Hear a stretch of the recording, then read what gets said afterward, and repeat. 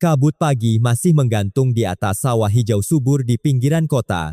Bu Aminah, seorang wanita sekitar usia 50-an, seperti biasa bangun sebelum fajar menyingsing.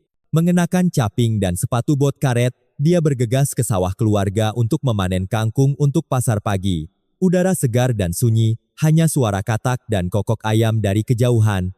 Segala sesuatu tampak memulai hari baru dengan damai. Saat tangan kasar Bu Aminah membelah tanaman kangkung yang segar, dia berhenti. Ada sesuatu yang lembut, dingin, dan berat di tangannya. Awalnya, dia hanya mengira itu karung sampah yang dibuang sembarangan oleh orang yang tidak bertanggung jawab. Dengan kesal, dia sekuat tenaga menarik benda itu keluar dari air.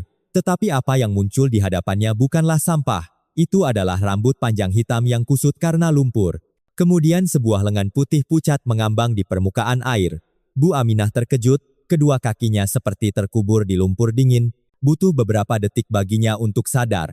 Kemudian jeritan memilukan memecah kesunyian pagi. Jeritan ngeri Bu Aminah membangunkan seluruh desa. Penduduk desa bergegas keluar, semua terkejut dan takut dengan pemandangan mengerikan itu. Berita dengan cepat disampaikan ke polisi. Hanya sekitar 20 menit kemudian, polisi kabupaten bekerja sama dengan unit investigasi kriminal Polda Jawa Timur tiba di lokasi. Lokasi segera ditutup dengan garis polisi berwarna kuning.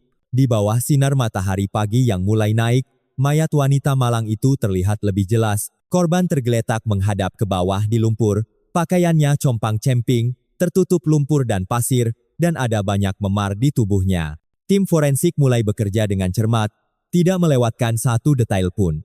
Mereka mengumpulkan setiap jejak sepatu, jejak ban yang mungkin tertinggal di jalan tanah kecil yang membentang di sepanjang tepi sawah.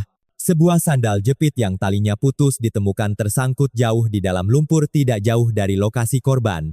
Petugas forensik melakukan pemeriksaan awal mayat di tempat kejadian. Hasil awal menunjukkan bahwa korban adalah seorang wanita muda yang meninggal karena beberapa cedera serius di kepala dan dada dengan tanda-tanda tenggelam. Tampaknya dia telah diserang dengan sangat brutal di tempat lain, sebelum mayatnya dibuang ke sini untuk menutupi kejahatan. Mayat itu kemudian dibawa ke pusat forensik untuk pemeriksaan lebih lanjut guna menentukan penyebab pasti kematian dan waktu pembunuhan. Sementara itu, para penyelidik mulai mengambil pernyataan dari Bu Aminah dan penduduk desa di sekitarnya. Semua orang menegaskan bahwa mereka tidak mendengar suara aneh atau jeritan minta tolong tadi malam. Kasus pembunuhan yang sangat serius baru saja dibuka. Siapakah korban? Siapakah pembunuhnya dan apa motifnya? Semuanya masih menjadi misteri besar yang menunggu jawaban. Berdasarkan bukti awal yang dikumpulkan di tempat kejadian dan laporan orang hilang di daerah tersebut, identitas korban dengan cepat dipastikan. Dia adalah Retno Wulandari, 26 tahun, seorang guru SD yang bekerja di sebuah sekolah di Kabupaten Malang. Berita itu seperti petir di siang bolong. Bapak Hartono dan Ibu Sri, orang tua kandung Retno, segera dipanggil ke kantor polisi. Mereka tiba di ruangan itu dengan wajah yang sudah lanjut usia, setelah mengabdikan seluruh hidup mereka untuk profesi guru. Sekarang wajah mereka yang keras dan berkerut menunjukkan rasa sakit yang tak tertahankan. Ibu Sri hampir pingsan dan harus dipapah. Bapak Hartono, seorang pensiunan guru yang selalu tampak serius, sekarang bahunya terkulai, matanya merah dan berkaca-kaca. Proses identifikasi berlangsung dalam suasana duka yang menyesakkan. Hanya anggukan kepala dari Bapak Hartono, Ibu Sri tidak bisa menahan tangisnya. Retno, nak, kenapa kamu meninggalkan ibu dan ayah seperti ini? Ratapan pilu ibu yang kehilangan putrinya membuat para penyelidik berpengalaman sekalipun harus memalingkan muka, hati mereka terasa berat. Setelah ditenangkan, mereka dibawa ke kantor AKP, Ajun Komisaris Polisi Bayu, Kepala Unit Kejahatan dengan Kekerasan, untuk dimintai keterangan. Dengan suara gemetar dan terputus-putus, Bapak Hartono menceritakan tentang satu-satunya putri mereka. Melalui ceritanya, potret ibu guru Retno muncul dengan jelas. Retno adalah seorang wanita muda yang cantik dan lembut. Sejak kecil dia pandai belajar dan patuh. Mengikuti jejak orang tuanya, dia belajar di sekolah keguruan dan menjadi seorang guru yang dicintai oleh murid-muridnya dan dihormati oleh rekan-rekannya. Dia hidup sederhana, ramah, dan tidak pernah memiliki konflik atau perselisihan dengan siapapun. Dia sangat baik, Pak, sela Ibu Sri dengan terseduh-seduh. Dia hanya tahu bagaimana mengkhawatirkan orang lain. Sejak dia mulai mengajar, gaji kecilnya selalu dia sisihkan untuk dikirim ke orang tuanya. meskipun kami sudah memiliki pensiun. Dia bilang kami bisa menyimpannya untuk nanti ketika dia menikah, dia akan mengurus kami. AKP Bayu, setelah berbagi kesedihan dengan keluarga, langsung mengajukan pertanyaan penting. Pak dan Bu, selain pekerjaan dan keluarga, apakah Ibu Retno memiliki hubungan romantis dengan siapapun baru-baru ini? Bapak Hartono mengangguk pelan, suaranya merendah. Ya, dia sedang dekat dengan seorang pria bernama Bima. Dia bekerja sebagai sopir truk, situasinya juga sulit. Dia sudah pernah menikah dan memiliki seorang putra. Awalnya kami sedikit khawatir, takut putri kami akan menderita, tetapi setelah bertemu dengannya, kami melihat bahwa Bima adalah orang yang baik dan pekerja keras. Yang terpenting, dia benar-benar mencintai putri saya. Retno juga sangat mencintai putra Bima. Mereka berencana untuk menikah akhir tahun ini. Informasi ini segera menjadi mata rantai penting. Bima Prasetyo, 32 tahun, dipanggil segera setelah itu. Bima muncul dengan ekspresi kosong dan bingung. Dia memiliki tubuh tinggi kurus, kulitnya gelap karena angin dan matahari. Matanya cekung dan berair karena kurang tidur dan terlalu banyak menangis. Duduk di hadapan penyelidik, Bima tampak linglung. Butuh waktu lama baginya untuk mengucapkan kata-kata pertamanya, suaranya serak. Saya tidak percaya. Baru 2 hari yang lalu Retno menelepon saya, menyuruh saya untuk berhati-hati saat mengemudi jarak jauh. Dia juga mengatakan bahwa dia telah membelikan Dimas, putra saya, pakaian baru. Dia menunggu saya untuk pulang, dan kami bertiga akan pergi makan bakso. Kenapa? Kenapa jadi seperti ini? Bima menceritakan kisah cintanya dengan ibu guru Retno, sambil berlinang air mata. Dia adalah seorang sopir truk pengangkut sayuran, yang disewa dengan kehidupan yang tidak pasti. Mantan istrinya, Ayu Lestari, karena bosan dengan kemiskinan, telah pergi dengan pria lain di Surabaya beberapa tahun yang lalu, meninggalkan dia dengan seorang putra kecil dan orang tua yang renta. Dia seorang diri menanggung seluruh keluarga. Hidup hanya benar-benar memiliki cahaya ketika Dimas masuk kelas 2, dan guru kelasnya adalah Retno. Dia seperti bidadari, Pak, kata Bima sambil mengenang. Dia tahu tentang situasi keluarga saya, jadi dia sering memperhatikan Dimas. Setiap kali dia pergi ke sekolah, dia selalu diberi kue, permen, buku, dan pakaian. Seringkali dia sendiri yang membelikannya. Kadang-kadang saya pulang kerja terlambat, tidak sempat menjemput anak saya. Dia yang mengantarkan Dimas pulang ke rumah kakek neneknya, membawa sayuran dan daging. Dia bahkan tidak mengambil uang lesnya. Perasaan di antara mereka tumbuh secara alami, dan tulus dari rasa simpati dan berbagi. Kencan mereka bukanlah di tempat-tempat mewah, tetapi hanya warung es teh di pinggir jalan atau jalan-jalan di pasar kabupaten yang sederhana. Cinta mereka dibangun dari kebaikan dan ketulusan. Keluarga Retno awalnya ragu, tetapi kemudian diyakinkan oleh kebaikan hati Bima. Mereka setuju untuk membiarkan mereka berdua menikah, tanpa menuntut mahar atau materi apapun, hanya meminta Bima untuk berjanji akan mencintai Retno dengan tulus. Saya pikir hidup saya akan memasuki babak baru, kata Bima dengan tersendat. Beberapa bulan yang lalu, saya beruntung memenangkan 2 tiket lotre jackpot. Tuhan memberi saya sejumlah besar uang. Saya telah memperbaiki rumah dan membawa orang tua saya untuk berobat. Sisa uangnya saya berencana untuk digunakan untuk mengadakan pesta pernikahan yang layak untuk Retno, agar dia tidak menderita.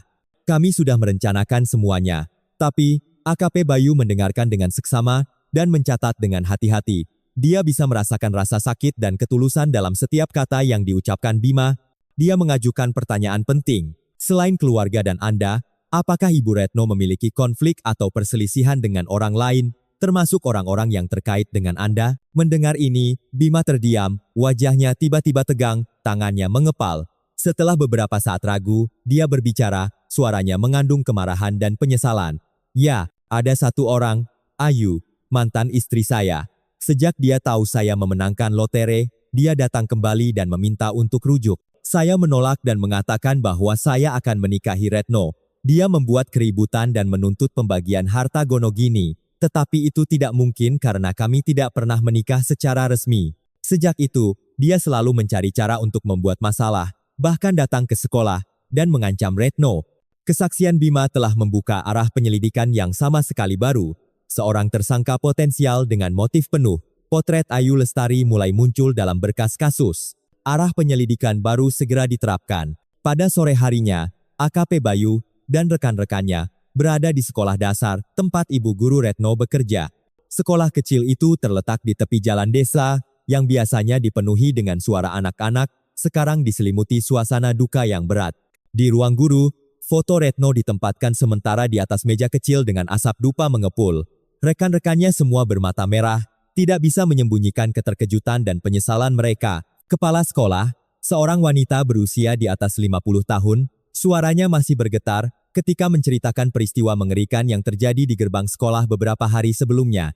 Retno sangat baik dan perhatian, Pak. Dia memperlakukan murid-muridnya seperti anaknya sendiri, terutama Dimas, putra Pak Bima. Dia tahu situasinya sulit, jadi dia sangat menyayanginya. Seorang guru muda bernama Sinta, yang merupakan teman dekat Retno, melanjutkan dalam tangisannya. Saat itu sore hari, saya dan Retno sedang mengantar siswa ke gerbang ketika seorang wanita asing berpakaian mencolok dan wajahnya tampak galak menghampiri kami. Dia tidak mengatakan apa-apa, langsung merebut Dimas dari tangan Retno. Retno panik dan segera menahan Dimas dan bertanya siapa dia. Dia berteriak, mengaku sebagai ibu Dimas, dan memaki Retno dengan kata-kata kotor dan kasar. Pertengkaran itu terjadi di depan puluhan orang tua dan siswa.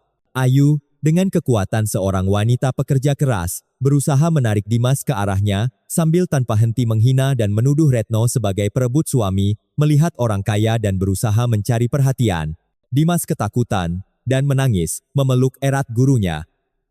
Retno, meskipun bertubuh kecil dan lemah, sangat tegas saat itu. Dia memeluk erat Dimas dengan satu tangan dan mencoba mendorong Ayu dengan tangan lainnya, terus berkata, "Tenang saja. Ada apa-apa kita bicarakan baik-baik, jangan membuat anak itu takut."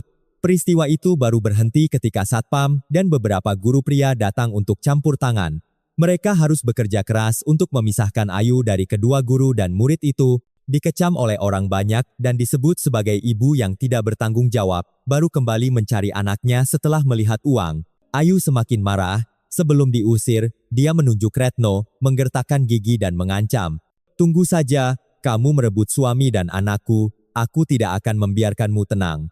Kesaksian para guru sepenuhnya cocok dengan apa yang diceritakan Bima, memberikan bukti yang tak terbantahkan tentang konflik puncak antara Ayu dan korban.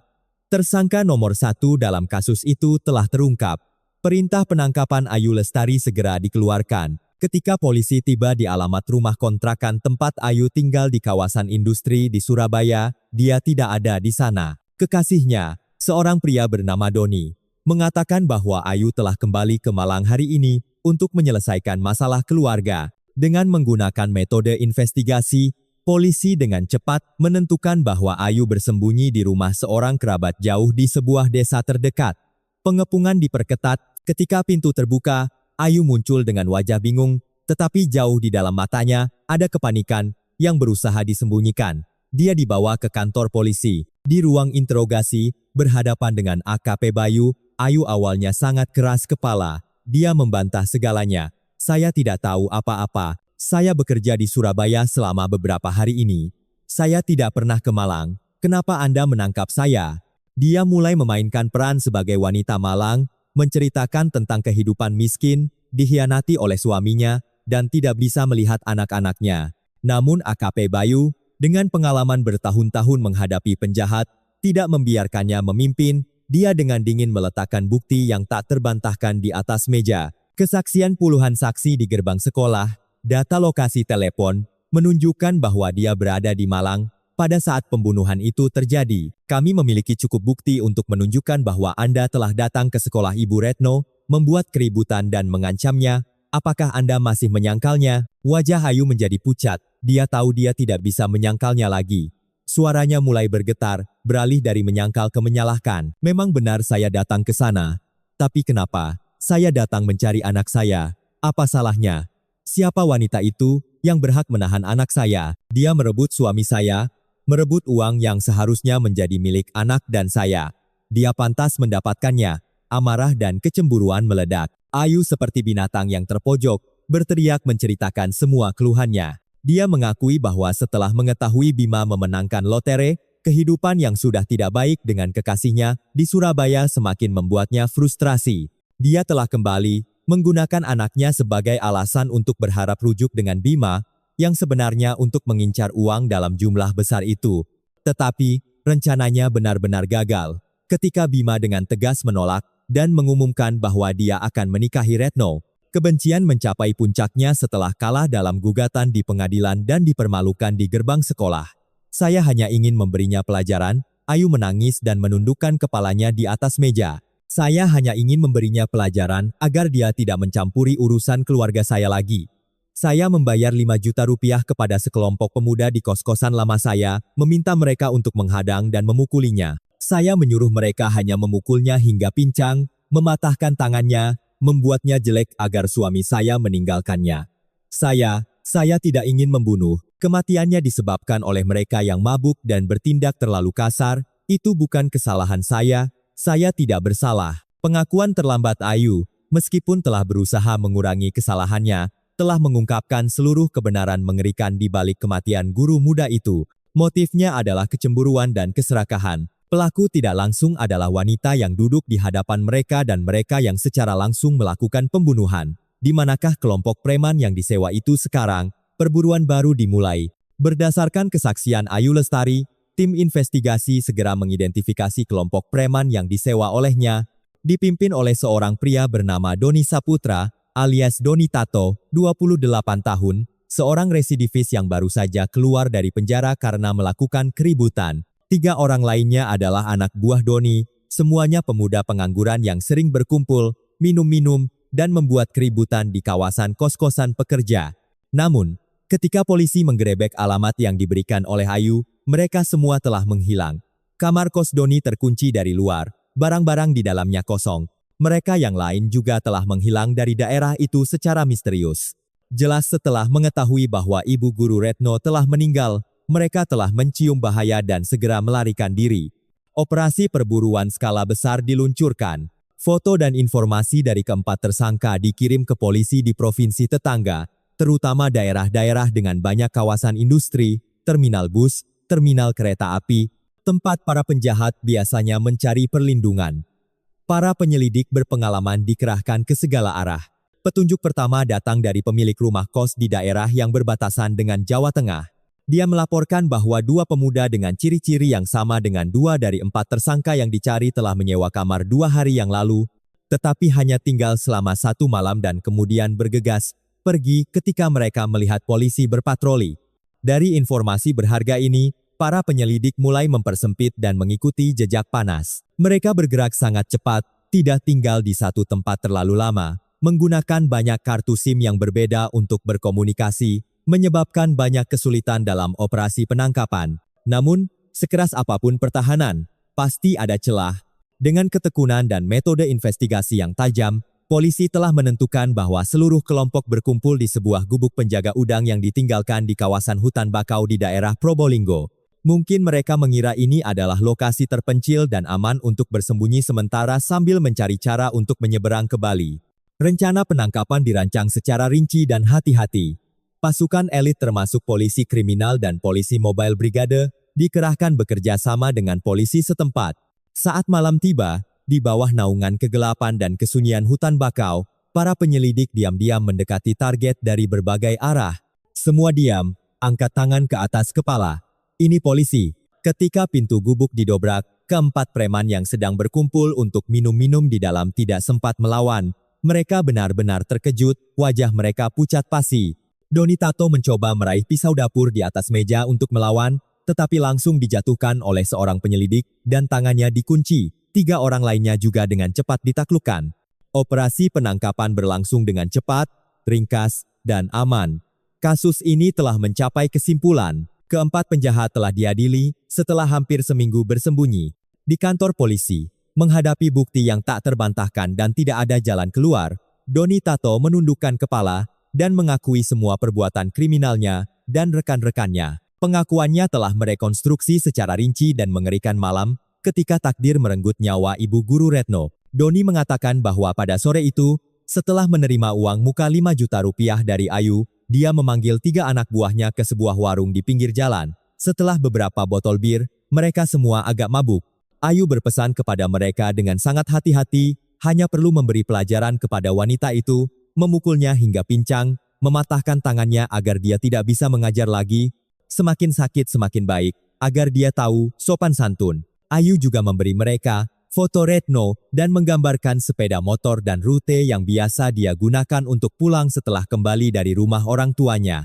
Sekitar pukul 9 malam, setelah mabuk, mereka berempat berboncengan dengan 2 sepeda motor, membawa beberapa tongkat kayu yang disembunyikan lalu pergi ke jalan sepi yang telah ditunjukkan oleh Ayu untuk menyergap. Ketika mereka melihat lampu sepeda motor Retno dari kejauhan, mereka segera keluar dan menghadang. Karena terkejut, Retno dengan panik mengerem dan jatuh ke jalan. Belum sempat sadar, dia dikelilingi oleh 4 pria mabuk dengan wajah garang. Kami tidak mengatakan apa-apa, hanya langsung menyerang dan memukulnya dengan tongkat, kata Doni dengan suara dingin yang mengerikan. Awalnya dia berteriak dan memohon, tetapi semakin dia memohon, semakin bersemangat kami memukulnya. Karena telah minum terlalu banyak alkohol, tidak dapat mengendalikan tindakan kami telah bertindak lebih keras dari yang direncanakan. Salah satu dari kami telah menggunakan tongkat untuk memukul kepalanya beberapa kali. Melihat dia tergeletak diam tak bergerak, darah mengalir deras, kami baru tahu bahwa kami telah melakukan sesuatu yang besar. Mereka semua sangat ketakutan, pengaruh alkohol juga hilang entah kemana. Mereka tahu korban telah meninggal, untuk menutupi kejahatan, mereka berunding untuk membuang mayatnya. Mengamati bahwa di dekatnya ada sawah kangkung yang airnya dalam dan rimbun, mereka segera mengangkat tubuh guru malang itu dan melemparkannya ke sana. Mereka berharap lapisan kangkung yang tebal dan lumpur akan menyembunyikan kejahatan mereka. Setelah melakukan kejahatan, mereka segera melarikan diri, berpisah satu sama lain, memutuskan semua kontak sampai mereka ditangkap. Pengakuan Doni Tato telah mengungkap seluruh kebenaran yang menyakitkan. Sebuah rencana intimidasi yang berasal dari kecemburuan, kedengkian, dan keserakahan telah berubah menjadi pembunuhan brutal hanya karena perilaku premanisme dan hilangnya kendali dari para pelaku. Kasus ini kemudian dibawa ke pengadilan di Pengadilan Negeri Malang. Persidangan berlangsung dengan minat khusus dari publik. Di hadapan hakim, Ayu Lestari dan keempat preman itu menundukkan kepala dan mengakui kejahatan mereka. Majelis hakim, setelah mempertimbangkan semua aspek kasus, memutuskan bahwa ini adalah kasus yang sangat serius. Tindakan para terdakwa sangat kejam, kehilangan semua kemanusiaan, menyebabkan kesedihan yang tak terobati bagi keluarga korban, dan menyebabkan kemarahan di kalangan masyarakat. Perlu ada hukuman yang berat untuk menghukum dan mencegah. Dengan peran sebagai dalang dan penggagas, Ayu Lestari harus memikul tanggung jawab utama dalam kasus tersebut dan dijatuhi hukuman tertinggi, yaitu hukuman mati. Doni Saputra, yang secara langsung memimpin dan bertindak brutal, juga harus menerima hukuman mati. 3 terdakwa lainnya, dengan peran sebagai kaki tangan yang membantu secara aktif, masing-masing harus menerima hukuman penjara seumur hidup. Hukuman yang pantas telah dijatuhkan, keadilan telah ditegakkan, tetapi rasa sakit dan kehilangan akan tetap ada selamanya. Terima kasih kepada Anda dan teman-teman karena telah mengikuti seluruh perkembangan kasus ini. Kasus memilukan Ibu Guru Retno telah ditutup, tetapi pelajaran yang ditinggalkannya masih tetap berharga. Itu adalah peringatan keras tentang kekuatan destruktif yang mengerikan dari keserakahan dan kecemburuan buta. Semua konflik dapat diselesaikan, tetapi merenggut nyawa orang lain adalah kejahatan yang tak termaafkan. Hukum selalu adil dan keadilan, meskipun terlambat, pada akhirnya akan ditegakkan.